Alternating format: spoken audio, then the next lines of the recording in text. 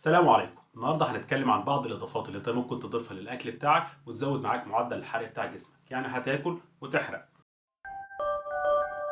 في البدايه لازم ناكد ان الجسم بيحرق السعرات اللي داخلاله او الطاقه اللي داخلاله ديت في ثلاث محاور اساسيه. اول حاجه اللي هو البي ام ار او معدل حرق الجسم، ودي الطاقه اللي بيستهلكها الجسم عشان يؤدي الوظائف بتاعته. تاني حاجه وهو المجهود البدني، يعني انت هتروح الشغل تقوم وتقعد، كل ده بيحرق معاك سعرات. تالت حاجه بنسميها السيرميك فود افكت او التكلفه الحراريه للطعام، او الطاقه اللي بيستهلكها الجهاز الهضمي علشان يهضم الاكل بتاعه. كلنا عارفين ان الجسم لازم يهضم الاكل دوت ويحوله لمكونات اصغر عشان يقدر يستخدمه كطاقة ويمتص منه المغذيات اللي يقدر يستفيد بيها. والجسم بيحول الاكل ده كله الى في الاخر الصوره اللي يقدر يستهلكها اللي هي الجلوكوز. وبالتالي ما تستغربش وانت بتدور كده على الاكلات اللي بتزود الحرق وتلاقي فيها حاجه زي البيض او زي اللحوم او زي الدجاج او زي المكسرات، وتقول ان الحاجات دي سعراتها عاليه. لكن الحاجات دي كلها بتشترك في حاجه واحده، ان هي عاليه البروتين، والبروتين بيبقى ليه الثيرميك فود افكت بتاعه عالي، يعني بيخلي الجسم يستهلك سعرات علشان يهضمه ويحوله للجلوكوز ده في الاخر.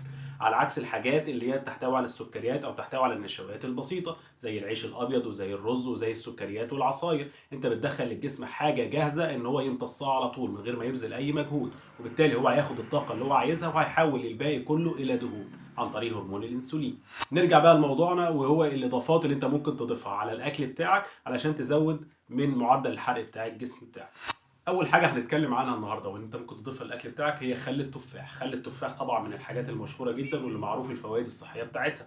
معروف ان هو بيحسن معايا من سكر الدم، وبيعروف ان هو بيبطئ معايا من امتصاص السكريات والنشويات، وبالتالي هيقلل المؤشر السكري للوجبه. كمان هو بيحسن معايا من الكوليسترول الضار، وبيزود معايا من معدل الحرق، وبيخفض معايا من الشهيه، وكمان بيقلل معايا من عمليه تخزين الدهون.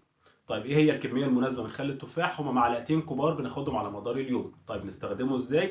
اهم حاجه في خل التفاح ان ما نستخدموش في الصوره المركزه بتاعته، لان هو في الاول وفي الاخر حمض، ممكن يأذي معايا يمين الاسنان او يأذي معايا الغشاء المخاطي المبطن للمريء والمبطن للمعده، وبالتالي لازم اخففه بميه. ممكن استخدمه على الريق الصبح، لكن هو ممكن يتعب لي معدتي، وخصوصا الناس اللي هي معدتها تعبانه وبتعاني من تقرحات في المعده. وبالتالي افضل وقت ان انا استخدم فيه خل التفاح ان انا ممكن استخدمه معلقتين كبار على كوبايه ميه كبيره، واخده قبل الوجبه الرئيسيه بربع ساعه مثلا. او ممكن استخدمه ان انا اضيفه على السلطه واخده في وسط الاكل بتاعي، وبالتالي مش هيسبب معايا المشاكل دي كلها. لكن برضو ممنوع ان انا اخده قبل النوم، لانه ممكن يعمل لي مشاكل ويحصل ارتجاع ويعمل بعض التقرحات في المريء، وبالتالي نتجنب ان احنا ناخده بالليل. تاني حاجة هنتكلم عنها وهي الفلفل الحار. الفلفل الحار بيحتوي على مادة كيميائية اسمها الكابساسين، والكابساسين ده ليه دور ان هو بيزود معايا معدل الحرق وبيخفض معايا الشهية وبيقلل معايا من تخزين الدهون، وبالتالي مهم جدا ان انا ادخل الفلفل الحار ده في الاكل بتاعي، سواء ان انا استخدمه كبهارات ابهر بيها الوصفات والطبخات بتاعتي، او انا استخدمه في الصورة الفريش واقطعه واستخدمه كسلطة. هنتكلم برضو عن نوعين من انواع المعشاب واللي هم مشهورين برضو بان هم بيساعدوا معانا ان هم يزودوا معدل الحرق.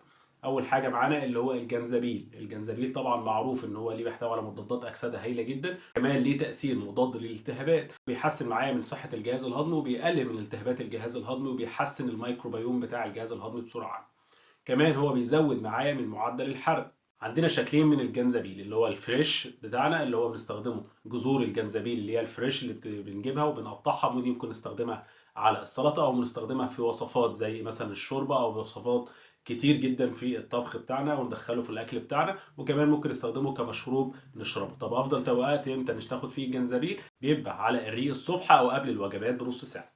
اخر حاجه هنتكلم عنها النهارده وهي القرفه. والقرفه طبعا معروف الفوائد بتاعتها، وانها بتحسن معايا سكر الدم، بتقلل معايا من سكر الدم، كمان بتقلل معايا من الكوليسترول الضار، وبتحتوي على ماده كيميائيه اسمها السينامالدهايد، ودي بتشتغل بشكل مباشر على الخلايا الدهنيه، انها بتقلل معايا تخزين الدهون في الجسم وبتزود معايا معدل الحرق.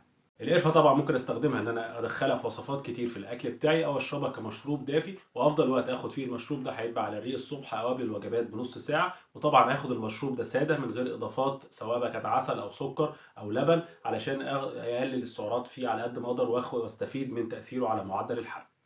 بس كده دي حاجات كانت اضافات ممكن اضيفها في الاكل بتاعي انها تزود معايا معدل الحرق. لو الفيديو عجبك يا ريت ما تنساش تعمل لنا لايك شير وسبسكرايب، واشوفكم على خير. سلام عليكم.